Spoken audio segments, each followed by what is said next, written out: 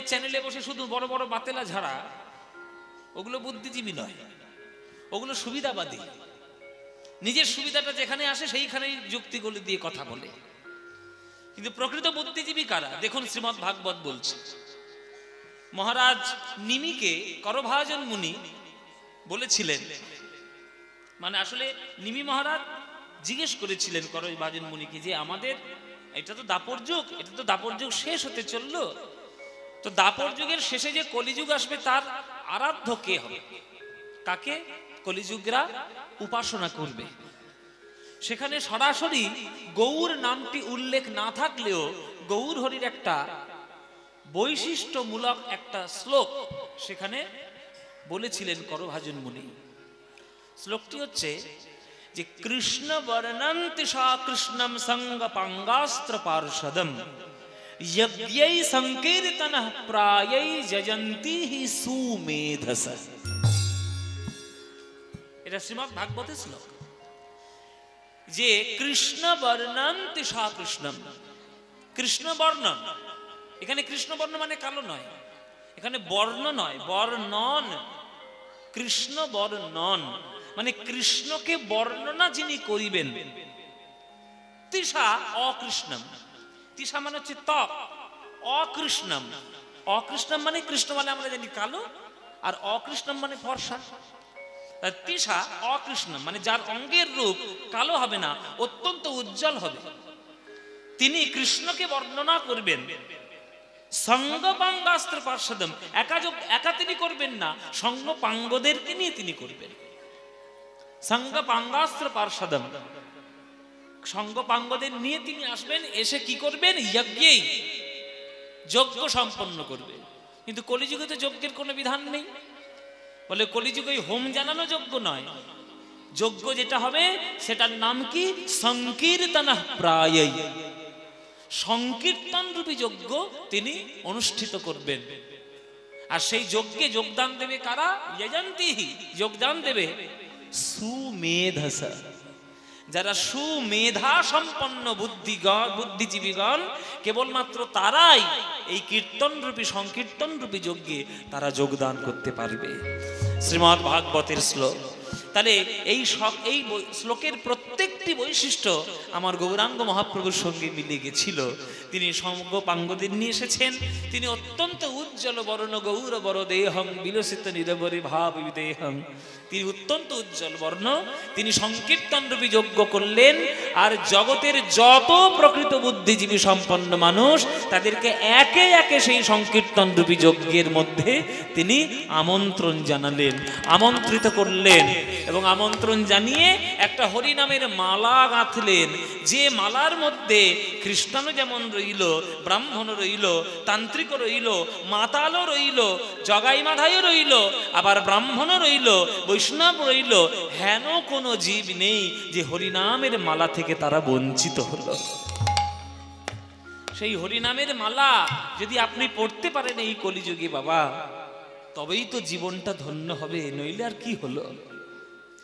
কখন যে আপনার জীবনে কি হবে কেউ জানে না। কমল দলজল জীবন টলমল ভজহু হরিপদ নীতিরে। পদ্ম ফুলের পাতায় যেমন জল স্থির থাকে না, তেমনি জীবন এই দেহরূপ পদ্ম পাতায় প্রাণরূপ জল স্থির থাকে না। কখন কি হবে কেউ জানে না। সুতরাং মানব রূপে জন্ম নিয়েছেন, আরো ভাগ্য ভালো আপনি মুর্শিদাবাদ জেলায় জন্ম নিয়েছেন, যে জেলায় প্রভু জগৎবন্ধু সুন্দরের আবির্ভাব হয়েছে, সেই মাটিতে আপনি জন্মগ্রহণ করেছেন।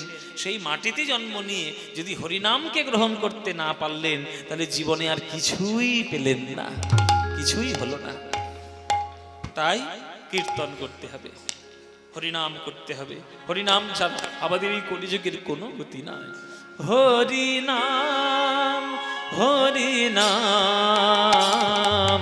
হরি হরি বলো ভাই, হরিনাম হরিনাম হরি হরি বলো ভাই, হরিনাম হরিনাম হরি হরি বলো ভাই, হরিনাম হরি হরি বলো ভাই। নাম বিনা কলি যুগে নাম বিনা, কলি যুগে নাম বিনা কলি যুগে, নাম বিনা কলি যুগে আর গতি নাই, গতি নাই, গতি নাই, গতি নাই। হরি নাম, হরি নাম, হরি হরি বলো হরি নাম, হরি নাম, হরি হরি বলো ভাই, ও গো হরি হরি বলো ভাই, ও গো হরি হরি বলো ভাই। তাহলে নাম শুনলে কি লাভ হবে? এই যে আপনারা আজকে দুপুর বেলায় খেয়ে দিয়ে কাজ নেই, সব ঘরের কাজ ফেলে রেখে আপনারা কীর্তন শুনতে আমাকে ঘিরে চারিদিকে ঘিরে বসেছেন। কিছু না লাভ থাকলে কেউ আসে এখানে ঘরের কাজ ফেলে? এখন কলিযুগ, সবাই স্বার্থপর, বিনা স্বার্থে কেউ কাজ করে না। তাহলে আপনারা যখন এখানে কীর্তন শুনতে এসছেন, ঠেলে ঠেলে ঝগড়া করে যখন নাথ মন্দিরে ঢুকছেন, ওই ঝগড়া করছিল এতক্ষণ, যতক্ষণ বন্দনা, যতক্ষণ সমতাল হয়েছে ততক্ষণ ঝগড়া করেছে, একটু জায়গা দাও বললে। এই যে ঠেলে ঠেলে ঝগড়া করে এই যে কীর্তনের আসরে এসে বসলে, এমনি এমনি বসলে, নিশ্চয়ই কিছু লাভ আছে যার জন্য বসলে। হ্যাঁ, লাভ আছে। কি লাভ আছে?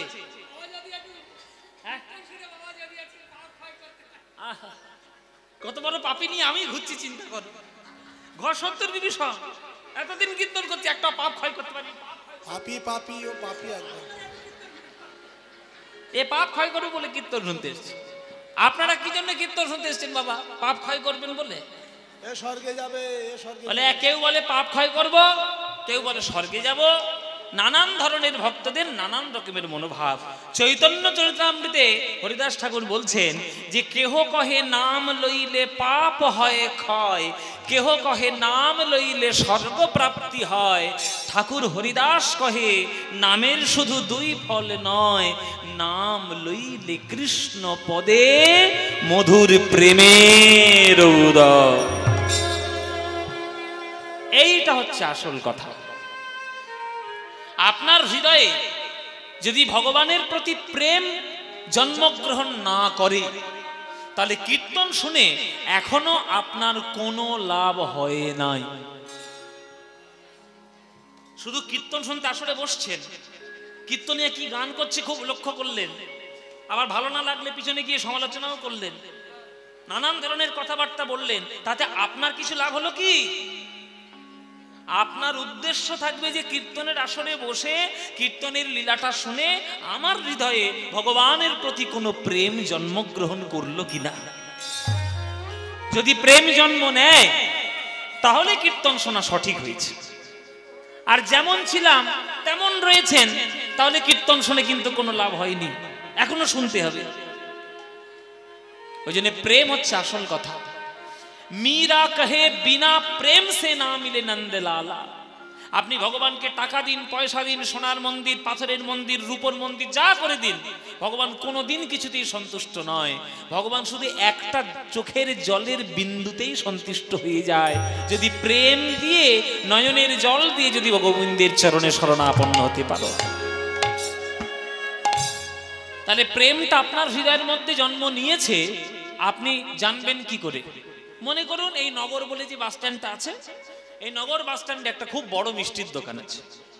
যখন আপনি কীর্তন শুনতেন না, তখন ওই বড় মিষ্টির দোকানে গিয়ে সব থেকে যেটা ভালো মিষ্টি, ওইটার দিকে তাকিয়ে আপনার মনোভাব ছিল, আহ কি সুন্দর নলেন গুড়ের মিষ্টি, গপ করে খেয়ে নিতে পারলেই বোধহয় ভালো হয়। এটা কীর্তন শোনার আগের মনোভাব। কারোর পাল্লায় পড়ে এই সন্ন্যাসী তলায় এসে প্রভু জগৎবন্ধুর সুন্দরের চরণে বসে আপনি দু এক পালা কীর্তন শুনেছেন।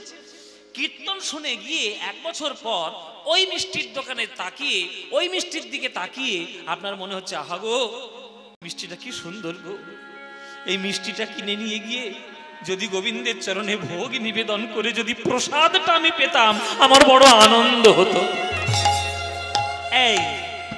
এই প্রেম জন্ম নিয়েছে, এই আপনার প্রেমের লক্ষণ। মানে আগে মনে হতো খেলেই ভালো হয়, এখন মনে হচ্ছে যাই খাই না কেন গোবিন্দকে দিয়ে খাবো।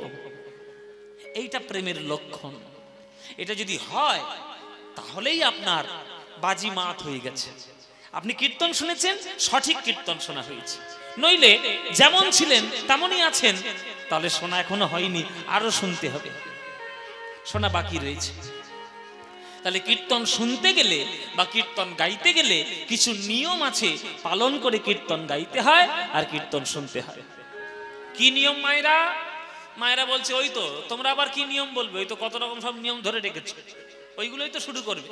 কপালে তিলক দাও, গলায় তুলসীর মালা পরো, ধুতি পরো, শিখা রাখো, ওগুলো নিয়ম নয়, ওগুলো বাহ্যিক আবরণ। ভেতরের নিয়ম মহাপ্রভু শিক্ষাষ্টকের মধ্যে বলে গেছে। ভেতরের নিয়ম কি? এই যে মায়েরা, আর এখানে ভেতরে ঘুর ঘুর করে ঢোকার চেষ্টা করো না, আর ভেতরে জায়গা নেই, ঘুর ঘুর করে ভেতরেই ঢুকছে, আসবে শেষে, বসবে সামনে, আর জায়গা নেই, ভেতরে ঢুকবে না। ওই যেখানে যেখানে বট গাছের তলায় ফলায় ঢুকে যাও, যেখানে জায়গা পাবো ওইখানে ঢুকে যাও, ভেতরে ঢুকে শুধু শুধু গন্ডগোল করো না। জয় নিতাই। চারটে নিয়ম আছে যেটা পালন করলে কীর্তন গাইতে হয়, কীর্তন শুনতে হয়। প্রভু বলছেন, যে উপায়ে নাম লইলে প্রেমের উদয় হয়, তাহার লক্ষণ শ্লোক শুনো স্বরূপ রাম রায়। সব চৈতন্য চরিতামৃতের কথা বলছি। যে উপায় অবলম্বন করলে হৃদয়ের মধ্যে প্রেম হবে, তার একটা শ্লোক মহাপ্রভু বললেন। শ্লোক কি? প্রথম নিয়ম কি? ত্রিনাদপি সুনিচেন, একদম শ্রেষ্ঠ নিয়ম, ঘাসের থেকে নিজেকে নিচু করার চেষ্টা করো।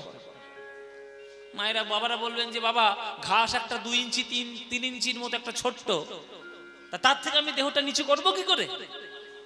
দেহটাকে নিচু করতে বলা হয়নি, বলা হয়েছে আপনার মনটাকে আপনি নিচু করুন। একটা ঘাসের উপর পা দিয়ে আপনি চলে গেলে সেই ঘাসটা দেখবেন, পিছন ফিরে দেখবেন আবার ধীরে ধীরে উঠে সোজা হয়ে যাচ্ছে। মানে বলতে চাইছে যে এই যে তুমি আমার গায়ের উপর পা দিয়ে গেলে, এটা কি ভালো করলে ভাই? এই যে প্রতিবাদ করছে, এই প্রতিবাদটুকু তোমার করা চলবে না। মুসলমানের ছেলে হয়ে হরিনাম কৃষ্ণ নাম জপ করেছিল বলে তৎকালীন সমাজ ব্যবস্থা অনুযায়ী হরিদাস ঠাকুরকে 22টা বাজারের বেত্রাঘাত পেতে হয়েছে। তবু হরিদাস কি বলেছেন? খণ্ড খণ্ড যদি হয় দেহ, যায় মোর প্রাণ, তথাপি না ছাড়িব আমি মধুর কৃষ্ণ নাম। সে তো মুসলমানের ছেলে হয়ে কথা বলতে পেরেছে, তুমি হিন্দুর ছেলে হয়ে বলতে পেরেছো? তোমার যদি কপালে কেউ বন্দুক ঠাকায় যে হরিনাম বন্ধ কর, তুমি তো তখনই পালাবে সেখান থেকে। পারবে হরিদাসের মতো হরিনাম করতে? যেদিন পারবে সেদিন সেই মন্দিরে বসো, যে আমার হৃদয়ের মধ্যে প্রেম উদয় হয়েছে। হরিদাসের মতো তো পারবে না, ঘাসের থেকে তো নিচু হওয়ার ক্ষমতাই নেই। তাহলে প্রেম পাবে এই আশা করছো কি করে? আগে দেহটা মনটা ঘাসের থেকে নিচু করো, নিচু করো আগে, তারপরে অন্যের কথা বলবে। সুতরাং আগে নিচু করতে হয় মাথাটা। জেনে রাখবেন, মাথা নিচু না করলে মাথা উঁচু কোনোদিন করা যায় না। একটা 10 তলা বিল্ডিং এর উঁচুটা যেমন শক্ত হয়, তার তলায় ভিতটা তার থেকে আরো বেশি শক্ত হয়, নইলে 10 তলা বিল্ডিং ধরে রাখা যায় না। এই জীবনের শ্রদ্ধা, জ্ঞান, ভক্তি, প্রেম, বিবেক, বুদ্ধি, এইগুলোই হচ্ছে জীবনের ভিত।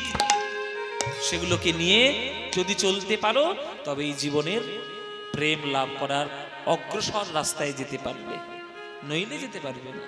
তাই মাথা নিচু, নিচু করো মাথা, আগে মাথাটা নিচু করো, তারপরে অন্য কথা বলবে।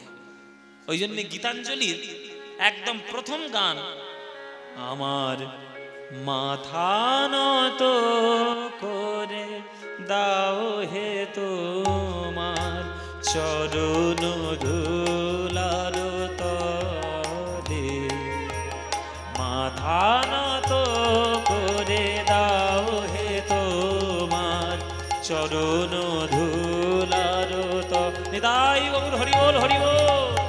মাথা নত করে দাও হে তোমার চরণ ধুলার তলে। সকল অহংকার হে আমার ডুবাও চোখের জলে, আমার মাথা নত করে দাও হে তোমার চরণ ধুলার তলে। ও মায়েরা, পায়ের ধুলো পায়ের কোথায় থাকে? চরণের ধুলো চরণের কোথায় থাকে? বাবা, পায়ের তলায় থাকে। এই কথাটা ভাবতে পারে, এত ভাবতে হচ্ছে আপনাদের? এত পাটা তুলে দেখো না, ধুলো আছে কিনা দেখে নাও না। পায়ের তলায় ধুলো। ভগবান ভক্ত বলছে, প্রভু ওই ধুলোটার কত ভাগ্য দেখো যে সে তোমার চরণের স্পর্শ পেয়েছে। আমার তো সেই ভাগ্য হলো না যে তোমার চরণটা একটু ছুঁই। রাস্তার একটা ধুলো, তার ভাগ্য হলো তোমার পদতল আশ্রয় করার, আমার হয়নি প্রভু। আমি সেদিন ধন্য হব যদি ওই ধুলোটার তলায় তুমি আমায় পাঠিয়ে দিতে পারো। শ্রীমদ্ ভাগবত বললেন, নৈষাং মতিস্তাবদিরগ্রমাংহি স্পৃশত্তন্যবগামজদার্থ মহিষাং পাদরজহোভিষেকং নিষ্কিঞ্চনানং নঃ ব্রীণিত যাবৎ। বাংলা ব্যাখ্যা করলেন নরোত্তম দাস ঠাকুর, ভক্ত পদ ধুলি আর ভক্ত পদ জল, ভক্ত ভুক্ত শেষ এই তিন মহাবল। বৈষ্ণবের পদ ধুলি তাহে মোর স্নান কেলি, বৈষ্ণবের নামেতে উল্লাস তর্পণ মোর বৈষ্ণবের নাম। বিচার করয়ে মনে ভক্তি রস আস্বাদনে, মধ্যস্থ শ্রী ভাগবত পুরাণ। নরোত্তম দাস ঠাকুরের পদ যে পায়ের ধুলো ভগবানের তলায়, পায়ের তলায় রয়েছে, তার কত ভাগ্য। ওই ধুলোটা যদি আমি একটু গায়ে মেখে নিতে পারি, তাহলে আমার জীবনটা আরো ভাগ্যবান হয়ে যাব আমি। তাই আমার মাথাটা নত করে দাও তোমার চরণ ধুলার তলে। ধুলার উপরে বলেননি, ধুলার তলে। কেন? প্রভু জীবনে অনেক বড় বড় ভুল কাজ করে ফেলেছি, অজান্তে যেটা করার কথা নয় সেটাই করে ফেলেছি, তার জন্য আমি আফসোস করছি, আমি অনুশোচনায় আমি ভুগছি, ঠিক। কিন্তু তোমার চরণ থেকে যেন তুমি সরিয়ে না দাও, এটাই তো তোমার চরণের প্রার্থনা। নিজেরে করিতে গৌরব দান, নিজেরে কেবলই করি অপমান। আমাদের স্বভাব হচ্ছে অকৃতজ্ঞতা। যার খাবার, যার থালায় আমি খাবো তার থালাতেই আমি লাথি মারবো, এটাই আমাদের স্বভাব। ভগবানের জগতে আছি, ভগবানের সৃষ্টিতে আছি, ভগবানের অক্সিজেন নষ্ট করছি, ভগবানের খাদ্য গ্রহণ করছি, সবকিছু ভগবানেরই আমি গ্রহণ করে বেঁচে রয়েছি। আর ভগবানের অস্তিত্ব স্বীকার করতে আমাদের যত বাধা। হরি বল বাবা। দিনে ক লাখ টাকার অক্সিজেন নষ্ট করো তোমার জানা আছে? এই যে মায়েরা, দিনে ক লাখ টাকার অক্সিজেন নষ্ট করছো জানা আছে? এই হিসেবটা কখনো করনি। এই হিসেবটা করা হয়েছিল 2020 সালের পর, যখন করোনায় সবার অক্সিজেনের দরকার হয়েছিল। তখন অক্সিজেনের যখন দরকার হয়েছিল, তখন যে একটা মানুষ প্রত্যেক দিন প্রায় 2.5 লক্ষ টাকার অক্সিজেন গ্রহণ করে। তাহলে আপনি যদি 100 বছর বেঁচে থাকেন, তাহলে প্রত্যেক দিন ক লাখ টাকা, এবার 100 গুণ করে দেখুন ক কোটি টাকার অক্সিজেন নষ্ট করেছেন আপনি। তাহলে ভগবানের অক্সিজেন আপনি নষ্ট করে দিচ্ছেন, অথচ তার অক্সিজেনকে কাজে লাগাচ্ছেন না। তারই আবার অস্তিত্ব যাতে লোপাট হয়ে যায় সেই চেষ্টা দিন রাত করে বেড়াচ্ছেন। তাহলে আপনি অকৃতজ্ঞ নয় তো কি?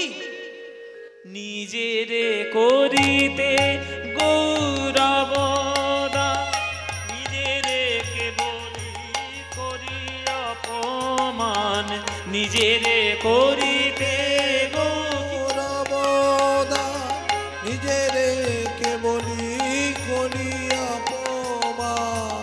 আপনারে শুধু ঘেরিয়া ঘেরিয়া ঘুরে মরি পলে পলে। ও মায়েরা, হরিণ দেখেছো? হরিণ, ও মায়েরা হরিণ দেখেছো? তোমাদের এখানে চিড়িয়াখানা আছে? চিড়িয়াখানা নেই? তাহলে কলকাতা চলে যাবে, হরিণ গিয়ে দেখে আসবে। আর যদি অত পয়সা না থাকে, টিভিটা খুলে বসবে ন্যাশনাল জিওগ্রাফি। হরিণের সব থেকে কোন জিনিসটা সুন্দর দেখতে? হ্যাঁ সিং সিং, তোমরা সিং বলছে চোখ বলছে, কি করবো আমি বাবা, একে নিয়ে পারি আর না। হ্যাঁ ও তো হরিণের চোখ, পটল চেরা চোখ কোথাকার। ও মায়েরা কোনটা সব থেকে সুন্দর? সিং। কি সুন্দর আঁকা বাঁকা, কি সুন্দর দেখতে। কিন্তু জেনে রাখো বাবা, যে হরিণের শিং হরিণের সৌন্দর্যের কারণ, সেই হরিণের শিংটাই কিন্তু তার মরণেরও কারণ। কেননা বাঘ যখন তাড়া করে তখন কোনো কিছুতেই আটকায় না, হরিণ বাঘের থেকেও জোরে দৌড়াতে পারে, মুশকিলটা শিং। ওই লতা পাতায় গাছের পালের ডালায় ওই শিংটায় গিয়ে আটকে যায়, আর তখনই বাঘ এসে হালুম করে গলা, তাই না, হালুম করে ধরলো। তাহলে যেটা তার সৌন্দর্যের কারণ সেটাই তার মরণের কারণ। তাই আত্মবিশ্বাস থাকা ভালো, আত্মমর্যাদা থাকা ভালো, আত্মসম্মান থাকা ভালো, কিন্তু আত্ম অহংকার থাকা ভালো নয়। আপনাদের শুধু ঘেরিয়া ঘেরিয়া ঘুরে মরি পলে পলে, আমার মাথা নত করে দাও হে তোমার চরণ ধুলার তলে, মাথা নত করে দাও হে তোমার চরণ ধুলার তলে। আমারে না যেন করি প্রচার আমারও আপন কাজে, তোমার ইচ্ছা করো হে পূর্ণ আমার জীবন মাঝে। আমি মাঝে মাঝে খুব মনে হয় বাবা যে কীর্তন টীর্তন ছেড়ে দেবো, কীর্তন ছেড়ে দেবো। কেন কি আজ সকালবেলায় কি হলো? হ্যাঁ আমাদের কখন কি হয় কোনো ঠিক নেই বাবা। আজকের আমার গাড়িটা গেছে অ্যাক্সিডেন্ট হয়ে, পুরো পুরো সামনে উড়ে গেছে। আজকে আমার গাড়ি নিয়ে আসেনি তো, অন্য গাড়ি নিয়ে এসেছি। আমি আমার মতো যাচ্ছি, একটা ট্রাক এসে এমন বাম দিকে ধাক্কা মারলাম, সেই সিমেন্টের যেসব গার্ডগুলো থাকে সহজে গিয়ে বেড়েছে।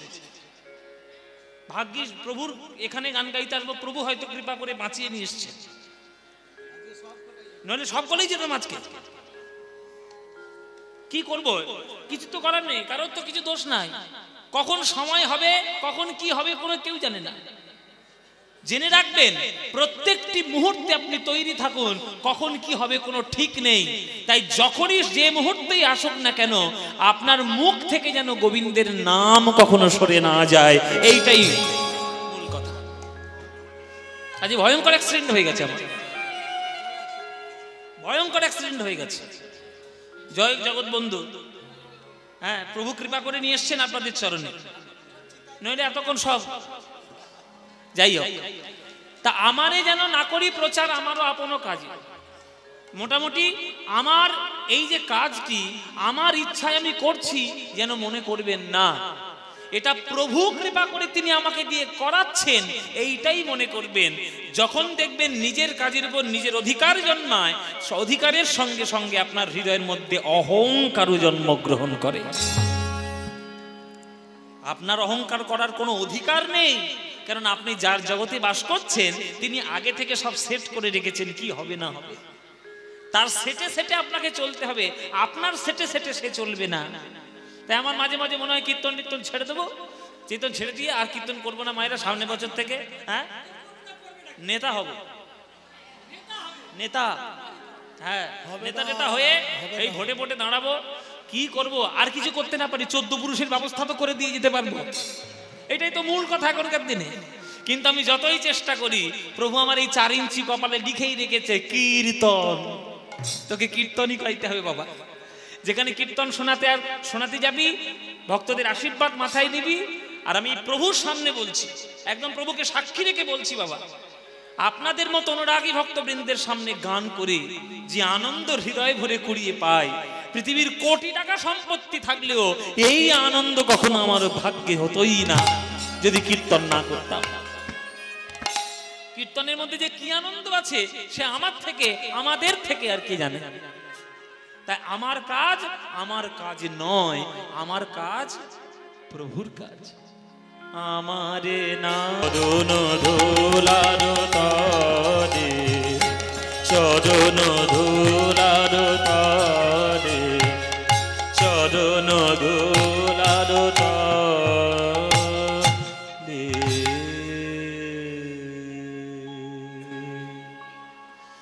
সদা সর্বদা মাথা যেন প্রভুর চরণ তুলার তলে থাকে। জয় জগৎ বন্ধু।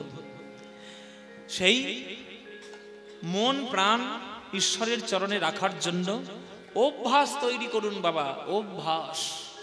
গীতায় অভ্যাস যোগ লেখা আছে মায়েরা, অভ্যাস করতে হয়, নইলে যখন সময় হয়ে যাবে পরলোকে যাওয়ার, তখন সকল কথা মনে পড়বে, গৌরাঙ্গের নামের কথা মনে পড়বে না। সকল সময় তার নাম জপ করুন, আর হৃদয়টিকে পবিত্র করুন, আর হৃদয়টিকে পবিত্র করে প্রকৃত প্রস্ফুটিত ফুলের মতো তৈরি করুন। জেনে রাখবেন, পচা ফুল কোনোদিন কোনো ভক্ত ভগবানের চরণে দিতে চায় না, টাটকা ফুল সবসময় ভগবানের চরণে ভক্তরা দিতে চায়। নিজেকে ওরকম টাটকা ফুল তৈরি করুন, পচা ফুল তৈরি করবেন না, কিছু মনে করবেন না। আর কীর্তনের আসরে এলেন, গান শুনলেন, খুব হাউমাউ করে কেঁদে গেলেন, লোকে মনে মনে ভাবছে বাহ খুব বড় ভক্ত গো, ওমা বাড়িতে গিয়ে যেই কে সেই অমনি ঝগড়া শুরু করেছে 2 বিঘা জমির জন্য, 2 ইঞ্চি জায়গার জন্য ঝগড়া শুরু করেছে। তোর ঘরের জল আমার ঘরে এলো কেন, তোর গাছের ডাল আমার ঘরের মাথায় পড়লো কেন, এই নিয়ে ঝগড়া। আর কীর্তনের আসরে গিয়ে হরি বল হরি বল হরি বল, খুব কাঁদছে। এইটা নয়, লোক দেখানো ভক্ত হবেন না, সাজা ভক্ত হবেন না। দেখুন তো জগৎবন্ধু সুন্দরের দিকে, প্রভুর দিকে তাকিয়ে দেখুন তো, সাজা ভক্ত বলে মনে হয়, ওকে দেখলেই মনে হয় যেন প্রকৃত প্রেম ঘন দেহ নিয়ে যেন তৈরি হয়েছে। সাজা ভক্ত হবেন না, অন্তর থেকে ভক্ত হওয়ার চেষ্টা করুন। গলায় তুলসীর মালা আছে না নেই সেটা বড় কথা নয়, আপনি ধুতি পড়লেন কি পড়লেন না বড় কথা নয়, মূল বড় কথা আপনার হৃদয়ে কৃষ্ণের প্রতি প্রেম আছে কিনা।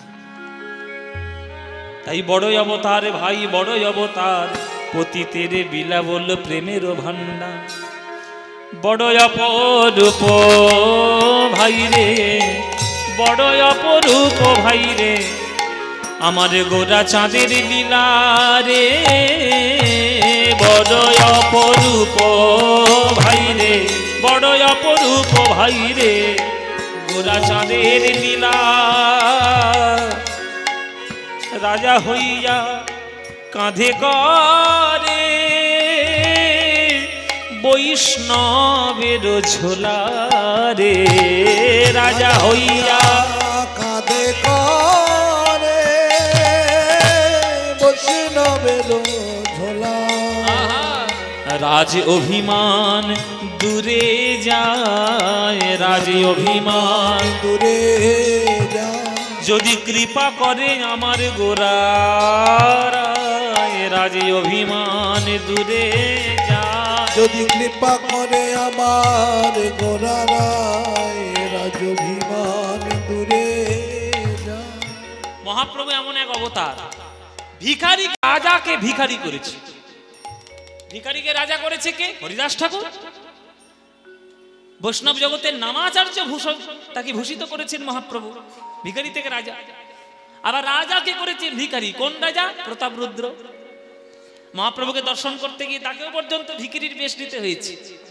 হাঁটুর উপর একখণ্ড কাপড়, গলায় তুলসীর মালা, হাতে জপের মালা, বৈষ্ণব বেশে দেখা দিতে তবেই মহাপ্রভু তাকে কৃপা করেছেন। মহাপ্রভুর এমন করুণা।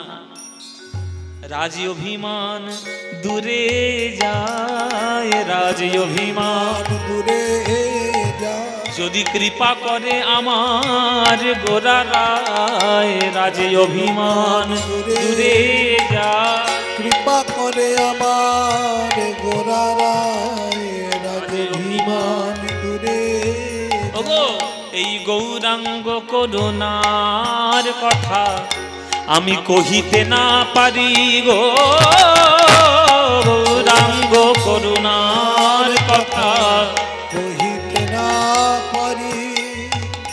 ওগো সংকীর্তন মাঝে নাচে কুলের বৌহারি গো, সংকীর্তন মাঝে নাচে কুলের বৌহারি। এখানে দেখবেন, এখানে এখানে আজকে যদিও সমান সমান এসেছে, বাবারাও যেমন সংখ্যা এসছে, মায়েরাও সংখ্যা এসছে। এই যে মায়েরা আজকে তোমরা কীর্তন শোনার জন্য এই যে ঘরের বাইরে বেরোতে পেরেছো, এর মূল কৃতজ্ঞ সবসময় জেনে রাখবে মহাপ্রভুর চরণে যেন থাকে। কেন মহাপ্রভু কৃপা করেছিল বলে আজকে তোমরা কীর্তন শুনতে পাচ্ছ। নইলে 500 বছর আগে মেয়েদের ঘর থেকে বাইরে বেরোনোর আইন ছিল না, তারা ঘরেই থাকতো, ঘরের কাজ করতো, জল আনতো, রান্না করতো, ঘর ঝাড় দিত, এই তাদের কাজ। কিন্তু মহাপ্রভুই বললেন যে শোনো শোনো, মায়েদের কীর্তন সব থেকে বেশি করে শোনাও। কেননা মায়েরা যদি কীর্তন বেশি না শোনে, তাদের গর্ভের সন্তান কখনো কৃষ্ণ ভক্ত হতেই পারে না। ও মায়েরা, পৃথিবীতে তোমাদের কাছে এমন একটা শক্তি যেটা পুরুষ কোনোদিন চাইলেও অর্জন করতে পারবে না। 10 মাস 10 দিন গর্ভ ধারণ করে একটা সন্তানকে জন্ম দেওয়া চারটিখানি কথা, শরীরের রক্ত পুষ্টি সমস্ত কিছু নিঃশেষ করে একটা সন্তানকে প্রতিপালন করে মা। সেই সন্তান যদি জন্মগ্রহণ করে বাইরে যদি দুষ্কর্ম করে বেড়ায়, মায়ের মান থাকবে? বলো মা, তোমরা কার মা হতে চাও? তোমরা রাবণের মা হতে চাও না তোমরা রামের মা হতে চাও? রাবণের মা?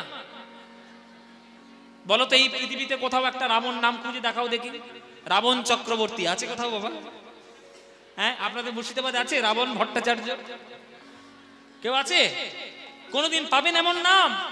মা বাবারা ঠিক করেই রেখেছেন ওই নামটা কোনোদিনই দেব না, কেননা ওই নামটা এমন কলঙ্কিত করেছে ওই ব্যক্তি যে ওই নামটা শুনলেই লোকের মধ্যে প্রথম ঘৃণার জন্মগ্রহণ করবে। তাই কেউ রাবণের মা হতে চায় না, অথচ আপনারা জানলে আশ্চর্য হয়ে যাবেন, তখনকার দিনে রাবণের মতো জ্ঞানী, পণ্ডিত, শিক্ষিত, ভদ্রলোক কেউ ছিল না। অথচ কাজের জন্য, কর্মের দোষে এমন নামটাকে অপবিত্র করে ফেললো যে তার নামটা কেউ সন্তানের মধ্যে রাখতেই চায় না। তাই রামের মা হতে চায়। তাই মায়েরা, আপনারা কীর্তন বেশি শুনুন, শুনে শুনে হৃদয়টিকে পবিত্র করুন। যদি আপনি মা হতে যাচ্ছেন, এই রকম অবস্থায় কীর্তন শোনেন, সন্তানটিকে কীর্তনের রসের মধ্যে ডুবিয়ে দিন, তবেই তারা বড় হয়ে মানুষের মতো মানুষ হবে। নইলে তারা বড় হয়ে ডাক্তার হবে, ইঞ্জিনিয়ার হবে, মানুষ হবে না। কীর্তনের সে ক্ষমতা আছে, অমানুষকে মানুষ করে তোলার ক্ষমতা কীর্তনের মধ্যে আছে। সংকীর্তন মাঝে নাচে কুলের বৌহারি গো, সংকীর্তন মাঝে নাচে কুলের বৌহারি ওগো, যবনেও নাচে গায় আর বলে হরি নাম নাম, যবনেও নাচে গায় বলে হরি নাম। ওগো হেন অবতারে সে বঞ্চিত বলরাম গো, হেন অবতারে সে বঞ্চিত বলরাম দাসে কেঁদে বলে, ওগো এবারে আমি বঞ্চিত হলাম, এবারে আমি বঞ্চিত হলাম। এমন করুণার সিন্ধু অবতারে এবারে আমি বঞ্চিত হলাম, এমন করুণা সিন্ধু অবতারে এবার আমি বঞ্চিত হলাম। হেন অবতারে সে বঞ্চিত বলরাম গো, হেন অবতারে সে বঞ্চিত বলরাম। হেন অবতারে সে বঞ্চিত বলো ও রাম রে, হেন অবতারে সে বঞ্চিত বলো ও রাম রে, হেন অবতারে সে বঞ্চিত বলো ও রাম রে, হেন অবতারে সে বঞ্চিত বলো রাম রে, হেন অবতারে সে বঞ্চিত বলো রাম রে, হেন অবতারে সে বঞ্চিত বলো রাম রে, হেন অবতারে সে বঞ্চিত বলো রাম রে। হেন অবতারে সে বঞ্চিত বলো ও রাম হে হেন অবতারে সে বঞ্চিত বলো রাম হে হেন অবতারে সে বঞ্চিত বলো রাম হে হেন অবতারে সে বঞ্চিত বলো ও রাম রে বঞ্চিত বলো। এই সবাইকে বলছি ভক্তদের, সময় যখন পাবেন, সুযোগ যখন পাবেন, সকাল সন্ধে দিবা রাত্র যখন সময় হবে, প্রাণ ভরে গৌরাঙ্গের নাম একবার গিয়ে নেবেন। ভজ গৌরাঙ্গ কহ গৌরাঙ্গ লহ গৌরাঙ্গের নাম রে, ভজ গৌরাঙ্গ কহ গৌরাঙ্গ লহ গৌরাঙ্গের নাম রে। এই গানটা ভাল লাগে? হ্যাঁ বাবা, যদি ভালো লাগে তাহলে গাইবো, নইলে সময় নষ্ট করে লাভ নেই তো। গাইবো না গাইবো না? গাইবো মায়েরা। সত্যি গানটা ভাল লাগে? বলো, সিরিয়াল বেশি ভাল লাগে না গানটা বেশি ভাল লাগে? গানটা। তাহলে ভজ গৌরাঙ্গ কহ গৌরাঙ্গ লহ গৌরাঙ্গের নাম রে, এ তো প্রাণের গান, মনের গান, হৃদয়ের গান, তাই না? বাঙালিরা যেখানে যেখানে আছে এ গান তারা গাইবেই গাইবে। তা মায়েরা, এই গান তোমাদের যাদের যাদের ভাল লাগে না, উলুধ্বনি একবার জোরে জোরে দাও।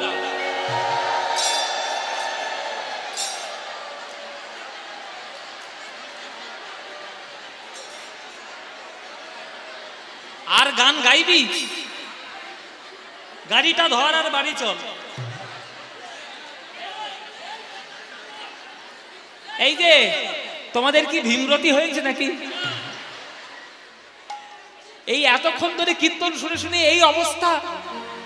আমি কি বলেছি বলো দেখি? শুনতে পাইনি? আমি বলেছি যাদের যাদের ভাল লাগে না তারা উলুধ্বনি দিচ্ছে।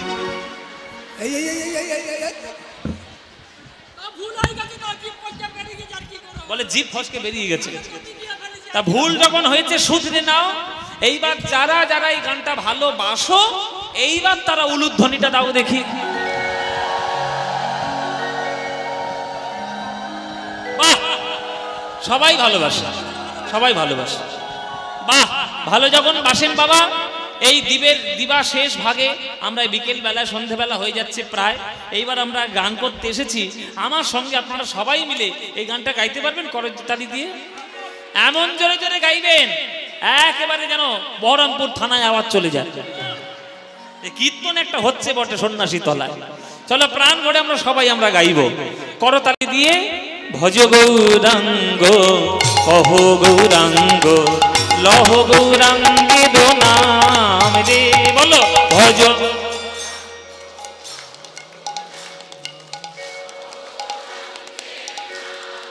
আহা, যে জনা গৌরাঙ্গ ভজে সে হয় আমার প্রাণ রে, বলো যে।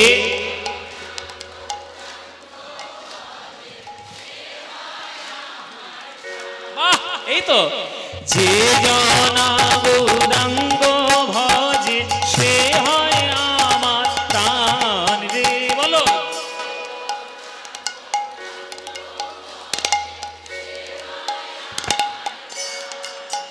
হ্যাঁ, প্রভাত কালে হা গৌরাঙ্গ যে বলে একবার রে, প্রভাত কালে।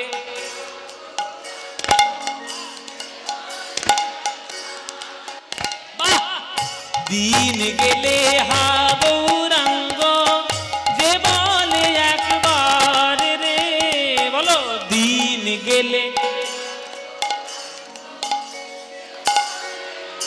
বাবা, সেই জন আমার হয় আমি হই তার রে, বলো সেই জন।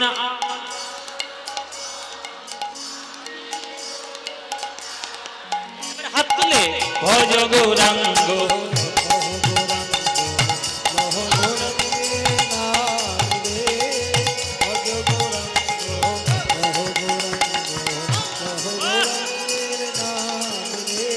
যে জনা গৌরাঙ্গ ভজে সে হয়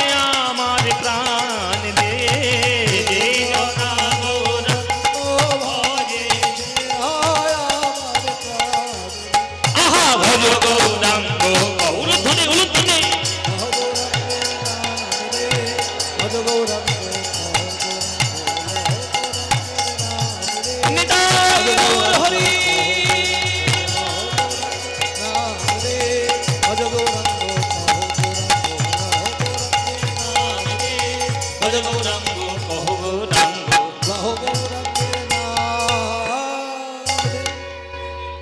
বলো আনন্দ হয়েছে?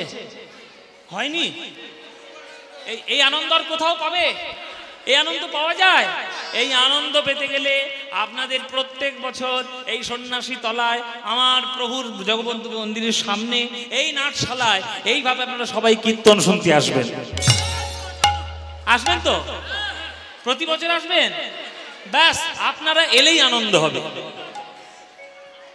হ্যাঁ, কি বলছি আমি? আরে প্রভু টেনে নিয়ে এলে নিশ্চয়ই নিয়ে আসবো। আসবো কেন আসবো না? প্রভু আনলেই আসবো, আমার তো কোনো বাধা নেই, নিশ্চয়ই আসবো। কিন্তু সবাই আপনারা সবার কাছে আমার একটু প্রার্থনা, আমি আসি বা আমি না আসি, কেউ আসুক বা না আসুক, আপনারা যেন এই মন্দির প্রাঙ্গণে হরিনাম কীর্তন করতে কোনোদিন ভুলবেন না। প্রজন্মের পর প্রজন্ম এই হরিনাম সংকীর্তন যেন আপনাদের হৃদয়ে চলতে থাকে। জয় নিতাই গৌর হরি বল। আজকের আমরা এক ভক্তের কথা সাধন করব। লীলার মধ্যে আমরা প্রবেশ করব। এইবার লীলার মধ্যে প্রবেশ করব। আজকের আমরা আস্বাদন করব ভক্ত শ্যামানন্দ প্রভুর কথা। এইখানকার যারা আশ্রমের যারা আমার ভক্তবৃন্দগণ, তারা আমাকে অনুরোধ করেছেন যে প্রভু আপনার মুখ থেকে একবার ওই শ্যামানন্দ প্রভুর লীলাটি আমরা আস্বাদন করতে চাই। আজকের ভক্ত লীলা আপনাদের মুর্শিদাবাদে যদিও চারিদিকে বেশিরভাগ ক্ষেত্রে কৃষ্ণ লীলা চলে, তবে এইখানে আজকের বলার সুযোগ যখন হয়েছে আমি আজকের একটা কথা বলবো আপনাদের। আপনারা আস্তে কথা না, আপনারা যারা আজকের কীর্তন শুনতে আমাকে চারিদিকে ঘিরে বসেছেন, নববিধা ভক্তির প্রথম ভক্তিটা আপনারা করছেন, দ্বিতীয় ভক্তিটা আমি করছি। নববিধা ভক্তি কি কি? শ্রবণং কীর্তনং বিষ্ণু শরণং পাদ সেবনমর্চনং বন্দনং স্বক্ষং দাস্বং আত্মনিবেদনম। প্রহ্লাদ মহারাজ বলেছেন যে নববিধা ভক্তি হচ্ছে জগতের সর্বশ্রেষ্ঠ শিক্ষা। যে নববিধা ভক্তির মধ্যে একদম প্রথম ভক্তি কোনটা? শ্রবণং, যেটা আপনারা করছেন। এই শ্রবণে ভগবানের নাম শুধু শুনলে ভগবানের চরণ প্রাপ্তি হয়, তার প্রমাণ শাস্ত্রে উজ্জ্বল যিনি করে গিয়েছেন, তার নাম হচ্ছে মহারাজ পরীক্ষিত। ও মায়েরা, তোমরা যতই রাত জেগে জেগে কীর্তন শোনো, জীবনে পরীক্ষিতের মতো কীর্তন শুনতে পারবে না। তোমরা তো কীর্তন শুনতে এলে শুধু সমালোচনা করার জন্য তৈরি হয়ে থাকো, আর পপকর্ন খাওয়ার জন্য তৈরি হয়ে থাকো, আর সেই জায়গার জন্য ঝগড়া নিয়ে মানামানি নিয়ে থাকো। কিন্তু পরীক্ষিত একদিন নয়, দুদিন নয়, টানা 7 দিন শুধু শোনেননি, এমন শোনা শুনেছেন যে ভগবান তাকে কৃপা করতে বাধ্য হয়েছে। তাহলে শোনার কোন স্তরে তিনি পৌঁছে গেছেন। আজকের বলার যখন সুযোগ এসে আমি বলবই। বলুন তো, শ্রীমদ্ ভাগবত পাঠ করার সময় প্রথম 5 দিন সুখদেব গোস্বামী প্রভুপাদ কেবলমাত্র পরীক্ষিতকে ভক্তলীলা শুনিয়েছিলেন। আপনারা ভালো করে যদি ভাগবত পড়েন দেখবেন, পরীক্ষিতকে প্রথমে 5 দিন ধরে শুধুমাত্র ভক্তলীলা শুনিয়েছি। গজেন্দ্র উপাখ্যান শুনিয়েছি, অম্বরীশ মহারাজের কথা শুনিয়েছি, প্রহ্লাদের কথা শুনিয়েছি, ধ্রুবের কথা শুনিয়েছি, বলি মহারাজের কথা শুনিয়েছি। এই 5খানা ভক্তের কথা শুনিয়েছে।